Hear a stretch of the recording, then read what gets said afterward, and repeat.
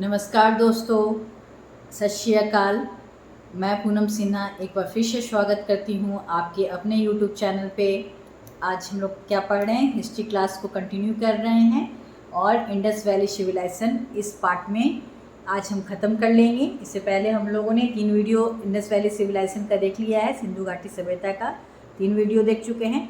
इस आखिरी पड़ाव में सिंधु घाटी के सभ्यता के बारे में हम लोग सिंधु घाटी सभ्यता का विशेषता क्या है और छोटी छोटी कंटेंट क्या है उसके बारे में जानकारी प्राप्त करेंगे, और साथ ही साथ सिंधु घाटी सभ्यता का कैसे पतन हुआ इसके बारे में भी जानकारी लेंगे। और आज ही के वीडियो लेक्चर में ये सिंधु घाटी को हम लोग आज समाप्त कर देंगे। तो स्टार्टिंग हम लोग करते हैं कि सिंधु घाटी सभ्यता का क्या विशेषता है। तो विशेषता में सबसे पहले हम लोग देखते हैं नगर योजना प्रणाली, नियोजन प्रणाली कि सिंधु घाटी सभ्यता में नगर नियोजन कैसी थी। स्टार्टिंग से हम लोग चर्चा करते आए हैं कि सिंधु घाटी की सभ्यता जो थी विश्व में पहली सभ्यता थी जो नगरीकृत थी।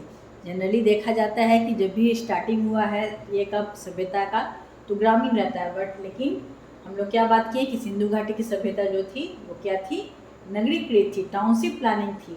तो नगर में भवनों का निर्माण होता था और ये क्या होता था, भवन जो बनाए जाते थे वो क्या बनाए जाते थे, जाल की तरह व्यवस्थित रहते थे, ग्रिड की तरह।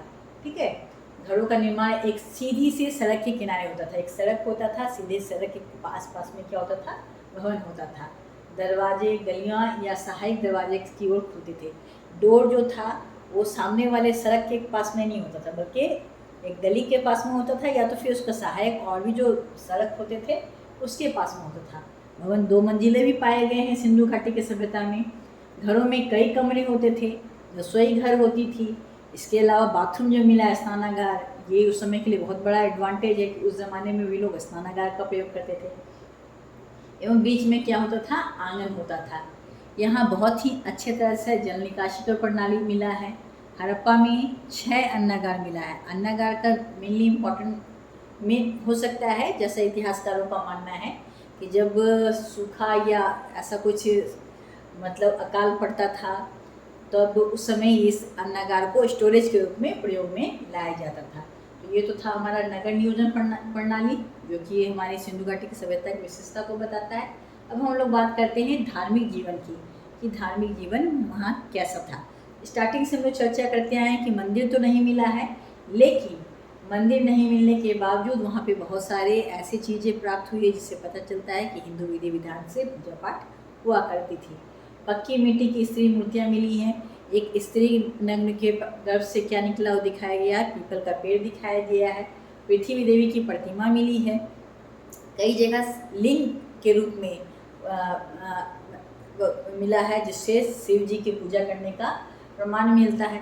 नेचर का पूजा होता था, पीपल के पेड़ का पूजा होता था। तो ये सब चीज़ें थी, तो धार्मिक जीवन के बारे में बताता है। इसके अलावा हम लोग देखते हैं कि सिंधु घाटी सभ्यता में दाह संस्कार का कैसा रूप था।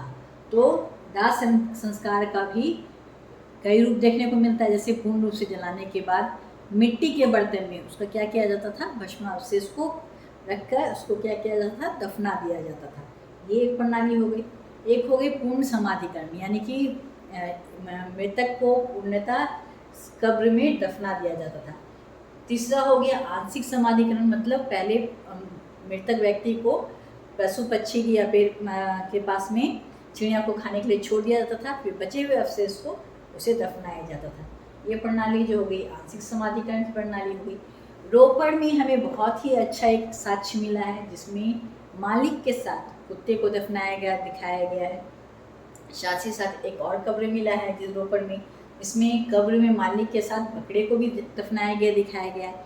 तो ये तो था हमारा दाह संस्कार का प्रणाली कि सिंधु सभ्यता में किस प्रकार का दाह संस्कार होता था। अब हम बात करते हैं कि सिंधु सभ्यता में सामाजिक जीवन कैसा था। तो हम लोग प्रारंभ से देखते आए हैं कि ये जो मिला है, मूर्ति मिला है, स्त्रियों की मूर्ति मिली है।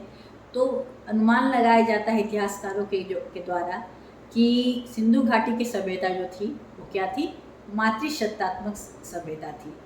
यहाँ पे सिंधु सभ्यता में सूती एवं ऊनी वस्त्र दोनों तरह के लोग कपड़े का प्रयोग करते थे। आभूषण का प्रयोग पुरुष एवं स्त्रियाँ दोनों ही करती थी। पुरोहित मिले हैं। वर्ण व्यवस्था कैसी थी ये तो पूरी अच्छी तरह से जानकारी नहीं मिली है। मनोरंजन का बहुत साधन था, जैसे पासे का खेल खेला जाता था, नृत्य का कार्य होता था, शिकार का कार्य होता था, धार्मिक उत्सव एवं समारोह का काम होता था। आर्थिक जीवन जो है वो सिंधु घाटी सभ्यता में ये कई पार्टों में विभाजित है, कई भागों में देखने को मिलता है।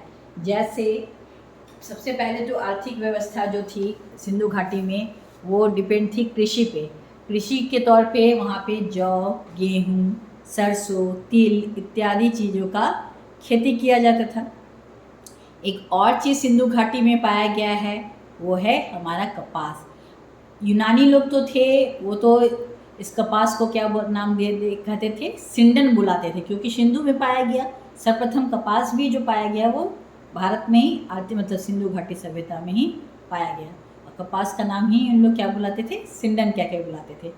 कृषि के अलावा और भी कुछ व्यवसाय का काम करते थे, जैसे पशुपालन का कार्य करते थे। पशुपालन में कुबड़ वाले सार, कुत्ते, बिल्ली इत्यादि पालने का अवशेष मिलता है। हाथी, घोड़े इस तरह का पालने का अवशेष तो पता नहीं चलता है, लेकिन हाथी के साक्ष्य, घोड़े के साक्ष्य ये हमें देखने को मिलती है।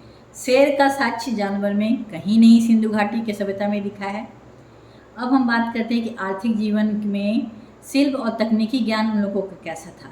तो ये लोग बहुत सारे मेटल का यूज करते थे, जिनमें कांसे, तांबे, टीन इत्यादि पाए जाते थे। तांबा जो था वो खेतरी राजस्थान से मिला है।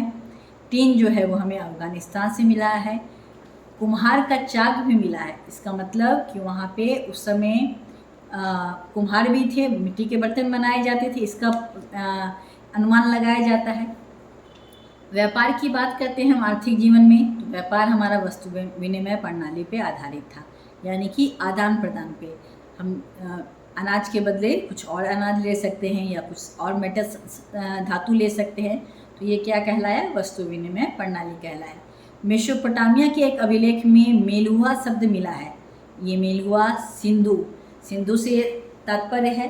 इसका अर्थ ये निकाला इतिहासकारों ने कि मेसोपोटामिया के से सिंधु घाटी सभ्यता का क्या था, व्यापारिक संबंध था। यानी कि उस समय भी हम जो ग्लोबलाइजेशन की आज बात कर रहे हैं, उस समय भी मेसोपोटामिया से फारस के सिक्के मिले हैं, हमारे लोथल से प्राप्त हुआ, गोदीवारा मिला है। तो व्यापारिक संबंध हमारे बहुत सीरिया से मिले हैं। कई कंट्री के साथ हमारा व्यापारिक संबंध सिंधु सभ्यता में भी रहा है। दिलगुन एवं माकन मेसोपोटामिया और मेलुआ के बीच का एक क्या था, स्थल था। तो ये सारी बातें हमें क्या प्रूफ कर रही है कि ये सभ्यता जो थी ये नगरीकृत सभ्यता थी। तभी इस तरह का अंतर्राष्ट्रीय व्यापार भी हुआ करता था। सामाजिक जीवन भी बहुत हाई क्वालिटी का था। नगर जीवन योजना भी जो थी काफ़ी उच्च क्वालिटी की देखने को मिलती है। तो ये सारी बातें हमें क्या प्रूफ कर रही है कि ये सिंधु घाटी सभ्यता जो थी टाउनशिप प्रणाली थी। अब हम बात करते हैं कि इतनी नगरीकृत व्यवस्था होने के बाद भी अचानक से इसका पतन कैसे हो गया।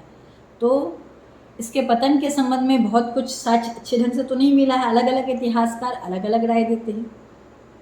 जैसे फेयर सर्विस का कहना है कि वनों का कटाव से, संसाधन में कमी से और पारिस्थितिक असंतुलन होने से क्या हो गया, सिंधु सभ्यता का पतन हो गया। मार्टिमर व्हीलर का कहना है कि हड़प्पा सभ्यता का आकस्मिक अंत हुआ। हड़प्पा सभ्यता का आधार जो था वो विदेशी था, इसलिए इसका अंत हो गया। ठीक है। जॉन मर्सल क्या कहते हैं कि विनाश के लिए कौन उत्तरदायी है, तो भूकंप उत्तरदायी है।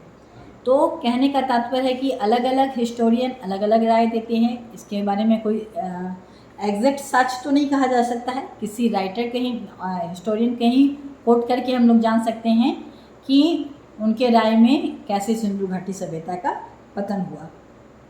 ठीक है। तो आई होप आप लोगों को सिंधु घाटी सभ्यता अच्छे से समझ में आ गया होगा। टाउनशिप प्लानिंग क्या थी और यहाँ का सामाजिक जीवन, आर्थिक जीवन, धार्मिक जीवन कैसा रहा है, इसके बारे में जान चुके हैं। राजनीतिक जीवन के बारे में बहुत विशेष जानकारी नहीं मिली है। राजा था कि अनय था, इस तरह की कोई जानकारी नहीं मिली है। पुरोहित का धर्म मिला है, मे भी हो सकता है कि पुरोहित ही उच्च कुल से बिलोंग करता हो, ये संभावना हो सकती है। बहुत सारे इंपॉर्टेंट साइट के बारे में हम लोग अलग अलग चर्चा कर चुके हैं इससे लास्ट वाले वीडियो में। इससे रिलेटेड अगर किसी को भी कोई क्वेरी है तो kindly ask with me. I hope video अच्छा लगा हो तो please like my channel and subscribe and comment with me. Thank you so much.